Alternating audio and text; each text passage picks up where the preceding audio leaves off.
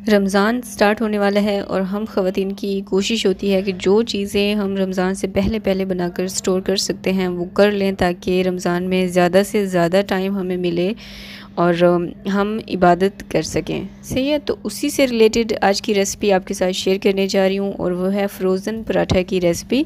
रात में अगर हम फ्रोज़न पराठा रात में बनाकर रख दें या फिर वैसे ही आप इसे बनाकर हफ़्ते के लिए फ्रीज़ कर देना, तो हमें बहुत आसानी हो जाती है सहरी के टाइम।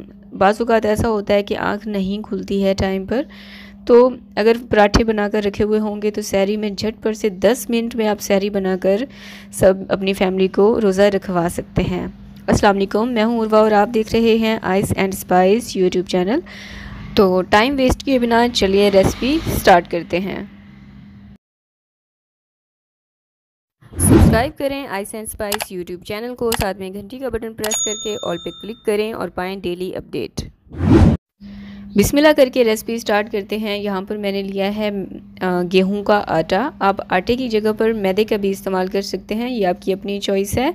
तो मैंने यहाँ पर जितना मुझे पराठे बनाने थे उतना मैंने आटा लिया है। इसमें मैंने डाला है 2 से ढाई खाने के चम्मच घी। आप घी की जगह पर ऑयल का भी इस्तेमाल कर सकते हैं।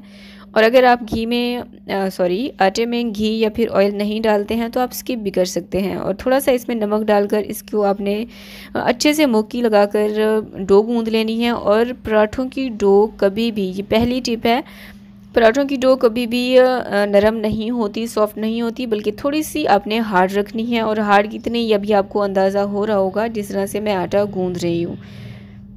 ठीक है, तो कभी भी आपने जब आप पराठे बनाने का सोचें, और स्पेशली जब आप पराठे बनाकर फ्रीज़ करना चाह रही हो, तो फिर आपने डो सख्त ही गूंदनी है। यहाँ पर मैंने डो गूंद ली है। इसके ऊपर थोड़ा सा मैं ऑयल लगा रही हूँ, आप पानी से भी ब्रश कर सकते हैं। इसको कवर करके कम से कम भी 15 मिनट का रेस्ट देंगे। 15 मिनट आप लाजमी रखिएगा। इस दौरान ना डो आपकी सेट हो जाती है, फिर जब आप पेड़े बनाएंगे तो आपको मुश्किल नहीं पेश आएगी। और अगर ये वाली टिप जो है ना, आप नॉर्मल रोटी घर पर बनाती हैं तो भी फॉलो किया करें। यहाँ पर 15 मिनट गुजर चुके थे और 15 मिनट के बाद अब मैं इसके पेड़े बना लूँगी जितने भी बन सके।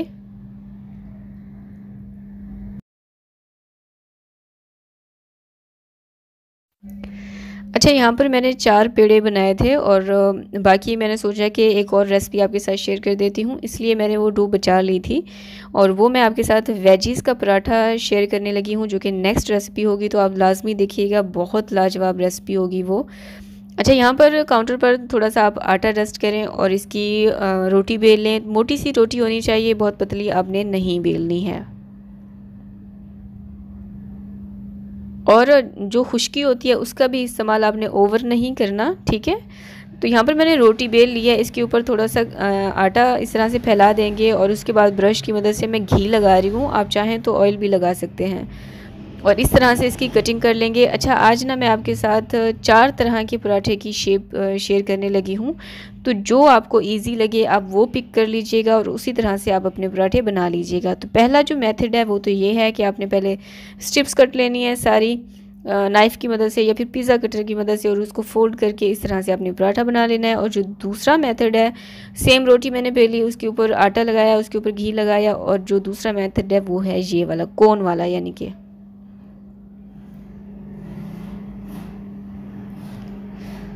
चारों ही मेथड मेरे लिए तो बहुत इजी हैं, लेकिन जो बिगिनर है मे बी उनके लिए थोड़ा सा डिफ़िकल्ट हो सकता है, लेकिन प्रैक्टिस इज़ एवरीथिंग। तो यहाँ पर दूसरा भी हो चुका है। अब तीसरा, इस पे भी वैसे ही मैंने थोड़ा सा आटा और घी लगा दिया था और ये इस तरह से। अच्छा, ये वाला तो नॉर्मल हर घर में ही बनाया जाता है। और अब जो फोर्थ है ना, फोर्थ जो मेथड मैं आपके साथ शेयर करने लगी हूँ वो भी तकरीबन हर घर में ही बनाया जाता है, और मैं ये चारों तरीके से अपने घर में बनाती रहती हूँ अक्सर ही। अब ये जो है ये भी बहुत सिंपल सा और इजी पीजी सा है, लेकिन बहुत यम्मी। चारों ही मेथड बहुत ज़बरदस्त हैं। चारों तरीक़ों से ही आपका पराठा बहुत क्रिस्पी और बहुत ही लेयर और लच्छेदार बनकर तैयार होगा। तो चारों ही मैंने ये देखें बना दिए हैं। अच्छा, इन पराठों को ना अब आपने बेलना नहीं है। अच्छा, आप ये सोच रहे होंगे कि मैंने आपको रेस्ट का नहीं बताया कि इन पेड़ों को रेस्ट देना है। तो जितनी देर में मैंने ये सारे पेड़े बनाए ना, उतना इनको 15 मिनट 10 मिनट टाइम आ गया था और बहुत आसानी से यहाँ पर फ्लैट हो रहे थे। तो आपने भी यही मेथड करना है, हाथों की हथेली की मदद से ना इनको फ्लैट कर लेना है आपने। और ये पराठे बहुत ज़्यादा बड़े बनकर नहीं होते, तैयार नहीं होते हैं, मीडियम साइज़ के पराठे होते हैं। और इस तरह से क्या होता है कि जो लेयर हमने बनाई है ना उनकी बचत हो जाती है, वो आपस में घुल मिल नहीं जाती हैं। और जब हम ये पराठा बनाएंगे, तवे पे डालेंगे ना, तो इसकी एक एक लेयर अलग होगी। तो इसी तरह से आपने, अच्छा मैं अब आपको बता देती हूँ कि आपने इनको फ्रीज़ किस तरह से करना है। आपके पास घर में ना, हर घर में थैलियाँ तो मौजूद ही होती हैं, पॉलीथीन बैग, कोई भी प्लास्टिक की आप थैली देख लीजिए, उसको आपने काट लेना है और उसके ऊपर ये पराठा रख देना है। उसको साफ़ कर लीजिएगा थैली को ना, ठीक है। वैसे ये रेडीमेड भी मिल जाती हैं स्टोर से, ग्रोसरी स्टोर से आपको मिल जाएंगी। तो मेरे घर में ये थैली रखी हुई थी, मैंने उसको काट कर उसके 2 से 3 हिस्से कर दिए थे। मुझे जस्ट वीडियो ही बनाना था, मुझे ये पराठे फ्रीज़ नहीं करने थे, क्योंकि अभी तो रमज़ान में 10-12 दिन है ना, बस आपको दिखाने के लिए मैं ये वीडियो शूट कर रही हूँ। अब पहले मैंने थैली रखी, उसके दरमियान में मैंने पराठा रखा, फिर उसके ऊपर थैली रखी और उसके ऊपर फिर मैंने पराठा रख दिया। जितने पराठे आपको बनाने हों आप इस तरह से इनको फ्रीज़ कर सकती हैं। मैंने ज़िपलॉक बैग लिया है और इसमें डाल दिए। ये जो बड़े साइज़ का ज़िपलॉक बैग होता है ना, इसमें 4 पराठे आप आराम से फ्रीज़ कर सकती हैं। तो आप इसको किसी बड़ी प्लेट में रख के ना फिर जो है फ्रीज़र में रखिएगा। अब इन पराठों को आपकी अपनी मर्ज़ी है, देसी घी से बनाएं, मक्खन से बनाएं, या फिर घी से बनाएं, या फिर ऑयल से बनाएं, सही है। मैंने थोड़ा सा नॉर्मल घी इस तवे के ऊपर लगाया है और इसको आपने फ़ौरन से पलटना नहीं है। पराठे को डालने के बाद जब ऊपर से देखें इस तरह से ना, आपको जो है फ़ील होना स्टार्ट हो कि अच्छा जो पहली वाली तय है वो पक चुकी है, फिर आपने इसको पलटना है। और दूसरी साइड से भी 2-1 मिनट के लिए आपने इसको पकाना है, फिर पलटकर अब आप इसके ऊपर घी लगा दीजिए। अब घी, पराठे जो हैं वो घी के साथ या फिर ऑयल के साथ ही बनाए जाते हैं। इस पे थोड़ा सा घी और ऑयल का अमाउंट ज़्यादा ही लगाया जाता है।